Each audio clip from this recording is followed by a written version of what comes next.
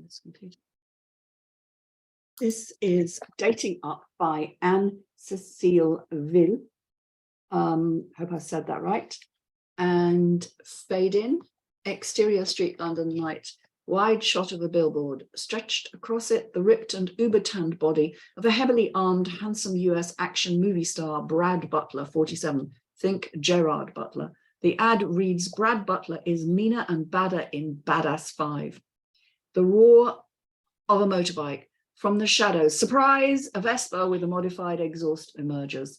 Enzo, the paparazzo, 35, straddles it. He wears a black leather jacket and his hair is in a 60s biker style.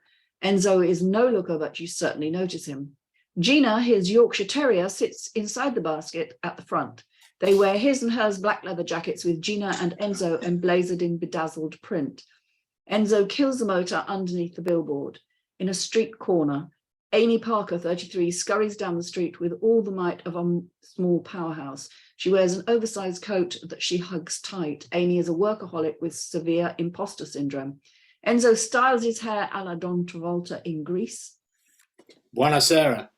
Amy surveys the area, then whips out an envelope concealed in her jacket. All in there, 1,000 pounds. Show me the pictures. Enzo picks up his camera and flicks through the pictures. We see grainy pictures taken from afar, a good-looking woman and a man together. I'll transfer the files now. Is that what you wanted? Katie's super hot. He's super hot. That'll work. I mean, who wants to see average? Amy chuckles, a hint of insecurity in her eyes. She hands him the envelope, watches Brad Butler's body stretched across the advertising space. He's going to be in London next week. Is he? Amy strokes Gina. Gina barks, goodbye. Bye, Gina. Let me know if you have more work, huh? Of course. See you later. She rushes back. Enzo places the envelope in his inside pocket and sets off on his scooter. Interior pub night. The pub heaves with raucous office types. Amy scuttles across a bench where cookie but super loyal best friend Betty, 32, and Rob, 25, the awkward IT guy who secretly fancies Amy, aka the loser crew, sit. Betty slurps on a soda. She stares at her phone and scoffs at something on her phone screen. She shoves her phone in front of Amy's face. Insert video. A multi-screen TikTok video of a cat making funny noises and two other people playing musical instruments. Hilarious. Looks like the cat is singing. Amy smiles. It is funny. Betty shakes her head at Amy's tired demeanor.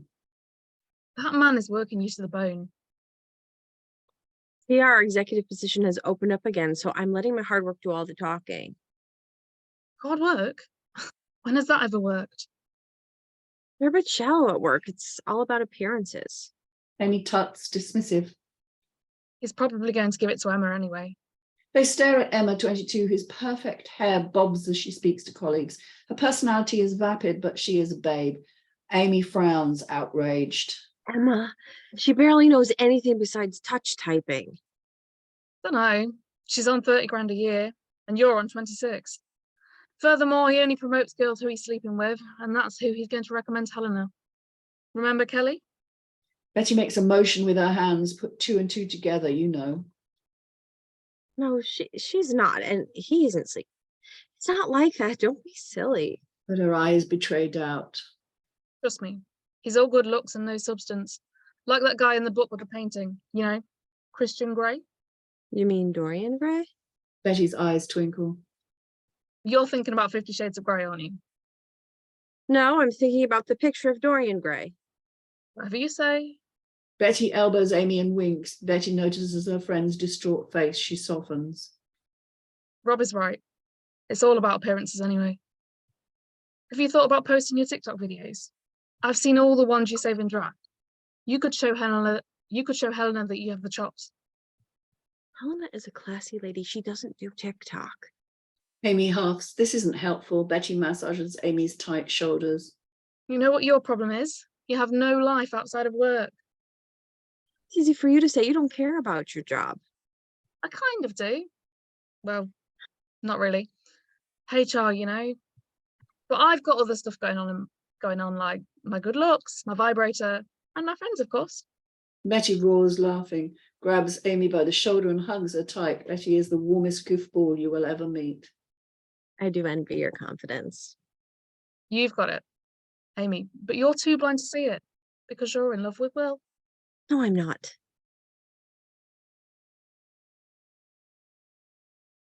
John.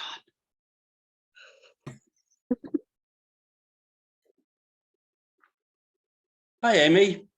Amy's head snaps round, enters. Will Harrington, 33. Amy's ridiculously handsome boss. Think Henry Cavill. Will exudes a trouble-free air of affluence with a touch of Chelsea glamour. Amy's cheeks flush red. She instinctively sits up. Will flashes a conceited smile. Well, hi. Fancy a drink? Amy nods. Betty looks on. Nothing about Will interests her, and it is reciprocated. Amy follows Will to the bar where his pint awaits. It's vodka and orange, isn't it? Whiskey and Coke. Will signals to the barmaid. Whiskey and Coke, please. She's got Katie's pictures. It's going to be all over the tabloids tomorrow. Well, hopefully that'll work. Isn't it always? Will sips his beer. Amy plays with her phone, observes Will, a question burning on her mind. Thanks for your brief, by the way. I'll send it to Helena. Good job. Between that and all the extracurricular activities that she's not supposed to know about, I should really get to the PR executive position this time. Oh, yeah. That's paparazzi. He's dreadful.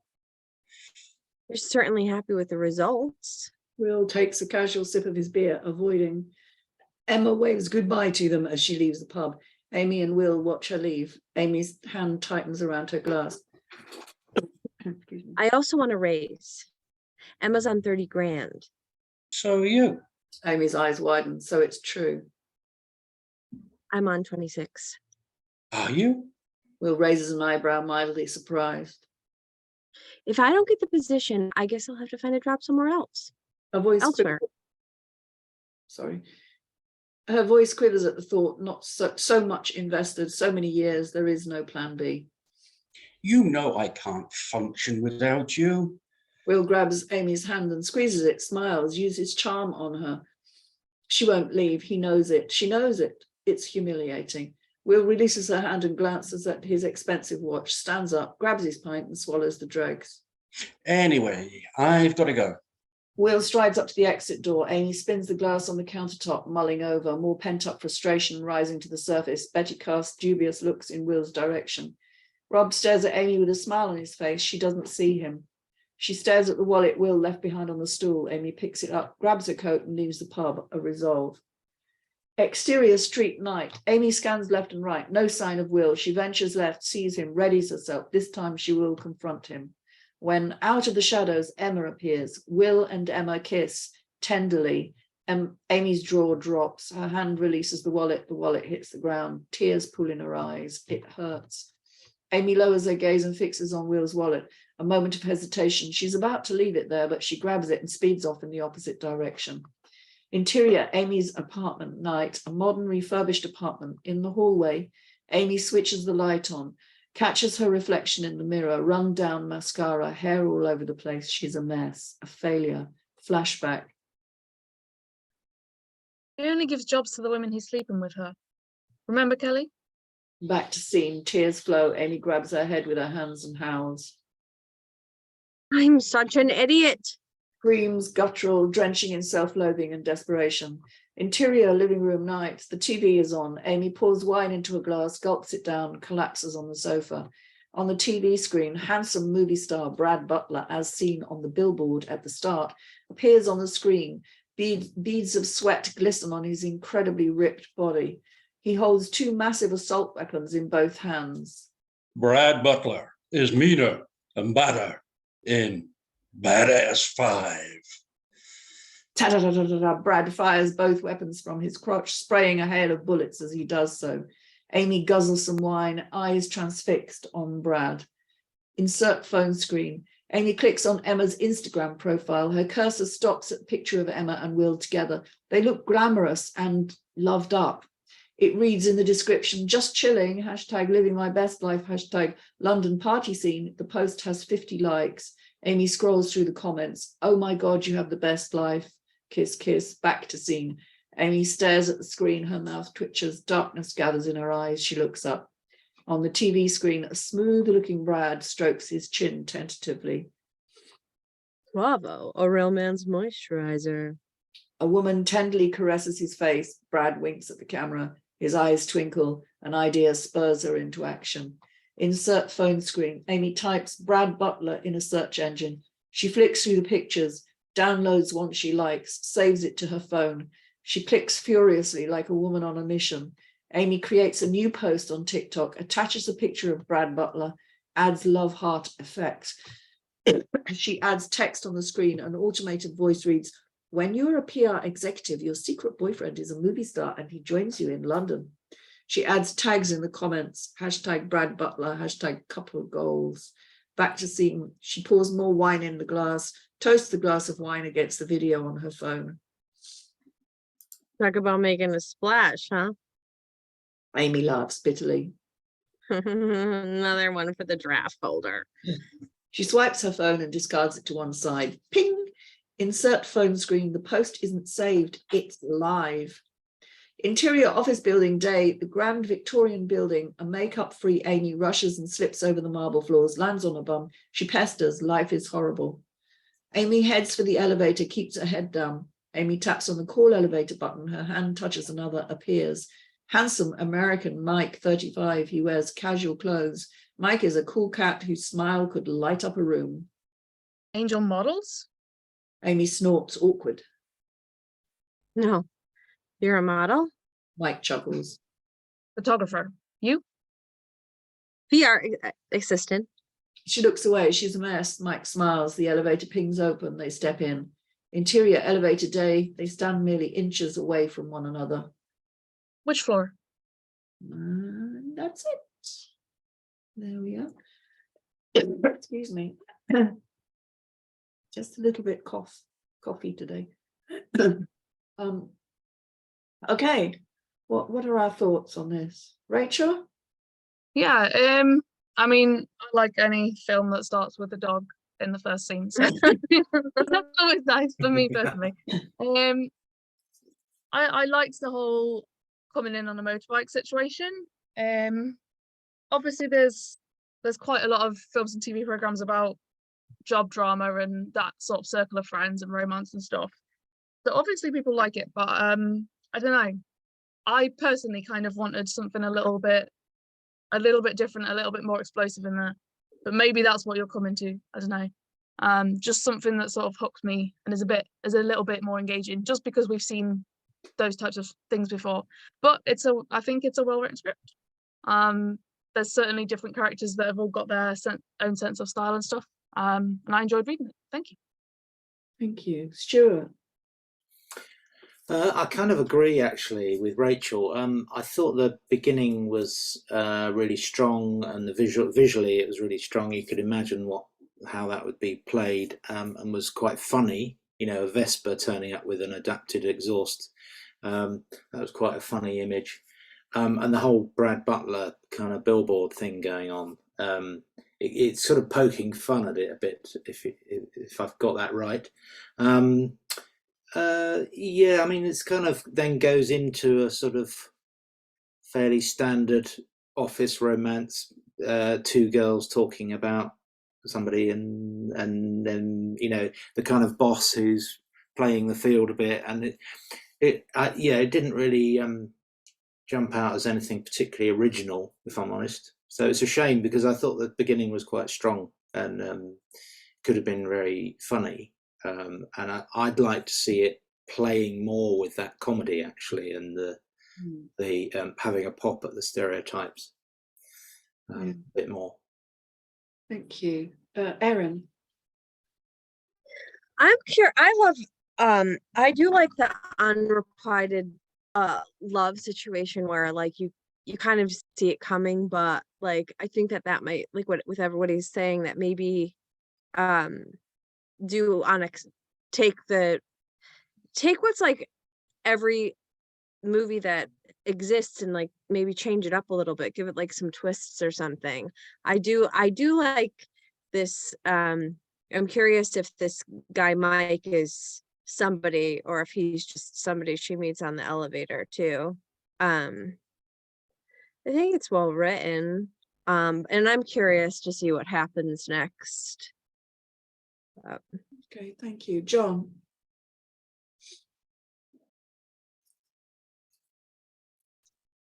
Can't hear you. Kind of a combination of what everybody said, really. Enjoyed it. A lot of humor there. Really enjoyed the humor. The cons, an awful lot of cliches in there. An awful lot of them. Now, whether that was intentional or not, I don't know. But, you know, I think the strong point is the humor, and that should be played on more. Yeah. And that's about all I've got to say, unfortunately. Sorry, something else I was going to say was, you know, the I was almost expecting Brad Butler to appear, like, and whether it, you know, it's all either in her dreams and she has a scene with him in her dreams, or he actually appears, you know, in the lift or something. Yeah. So, Yeah. but I know that's going to be quite difficult to Gerard Butler kind of thing, you know. But you could have Well, a you look could alike. stand in for that, couldn't you, You could have a Stewart? look alike. I wouldn't say ripped. You know, with your rugged beard and everything. I mean, I think for me, I don't know. I liked the opening, like everybody, you know, a good opening, good strong opening. Did set up the kind of 50s, 60s theme in my head. So I know it's the present day, but I kept coming back to that in my head. So it was a bit weird, but that may be just the way it reads rather than how it would be shot. And so again, that's just, I did think that, yeah, the section in the middle where they're, you know, they're talking sort of boyfriends and money and all of that. I think that went on a bit too long. I would have said that it needs a bit of pace to it. Otherwise you start thinking, oh, okay, well, this is going nowhere. You know, they're just talking. I think maybe this could almost be compressed into like 5 minutes rather than 10 minutes. If you really shortened that section in the middle, and I think you could, to really sort of punch it out a bit. But other than that, it's very, you know, format's good and it's well written. Not sure about the thoughts in italics. I get what you're trying to do, sort of give the characters some insight into the characters' thought processes, but really that's got to play out in their actions and their words. That's the whole point of it. You know, you've got to sort of let the actors interpret it in their way. So I don't know. Yeah, I'd like to know where it is going, and I don't get a sense at the moment. Apart from Amy is obviously, you know, sort of now a woman scorned, as it were. Is she going to be our main character throughout? Are we going to see her journey to, I don't know, win Will or trounce him completely, or will she win the Gerard Butler Brad look-alike? You know, I'd like to know what was going to happen in that respect, but I just think this needs speeding up a bit. That's all I've got to say, really. Anything else from anyone? No? Okay, thank you. I've just got to find this.